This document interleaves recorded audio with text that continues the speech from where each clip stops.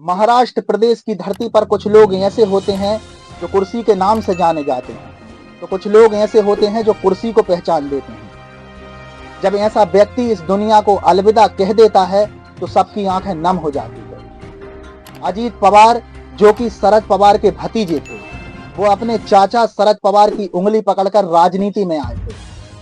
दोस्तों, राजनीति में आने के बाद उन्होंने इतना अच्छा मुकाम हासिल किया कि वह महाराष्ट्र प्रदेश के उप मुख्यमंत्री बन गए और कई सीटों से उन्होंने चुनाव भी लड़ा। उन्हें लोग दादा कहते थे, दादा पवार। दोस्तों, उन्हें किसी सभा में जाना था। सभा में जाते समय उन्हें अपना निजी विमान तैयार करवाते हैं और उसमें जो उनका पायलट होता है वो जैसे ही वहां पे पहुंचते हैं तो वो इंट्रोडक्शन देते हैं। जब भी दोस्तों विमान कहीं जाने वाला होता है या कहीं उड़ान भरने वाला होता है तो जो पायलट होता है वो सब लोगों का इंट्रोडक्शन करवाता है कि लोग कौन हैं, कहां से हैं, तो वह बताता है। दो उसमें पायलट होते हैं दोस्तों, एक व्यक्ति और था, एक उनका सहयोगी होता है अजीत पवार जी का। इसके बाद में दोस्तों 8:10 पर विमान वहां से उड़ान भर देता है। उड़ान भरने के बाद में दोस्तों 256 किलोमीटर का सफर होता है। विमान आसमान में उड़ रहा था। जैसे ही अमरावती के पास पहुंचने वाला था दोस्तों, तो लोग देखते हैं कि एक विमान आसमान में उड़ रहा है। आप लोग ये भी जानते हैं दोस्तों कि जब कोई हेलीकॉप्टर, एरोप्लेन या कोई विमान जब भी आसमान में दिखता है तो लोगों की आदत होती है कि बाहर निकलकर उसको देखने लगते हैं। ऐसे ही एक व्यक्ति उस विमान को देख रहा था और देखते देखते उसको ऐसा लगा कि ये विमान एक गांव की तरफ नीचे साइड आ रहा है, तो उसने सोचा कि ऐसा ना हो कि विमान गांव पर गिर जाए। लेकिन दोस्तों उसने सोचा कि शायद ऐसा नहीं होता और शायद भगवान उसकी ये सुन लेते और ये हादसा ना होता दोस्तों।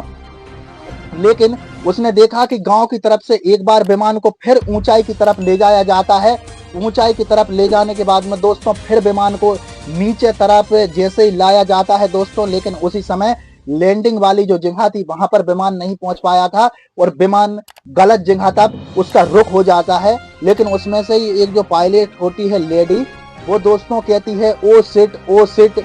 और इसके बाद में दोस्तों शायद उसका ये अंदाजा लगाया जा रहा था कि शायद अब विमान काबू में नहीं था और वो काबू से बाहर जा रहा था। जैसे ही दोस्तों विमान नीचे गिरता है, नीचे गिरते ही समय दोस्तों विमान में एक के बाद एक धमाके होने शुरू हो जाते हैं।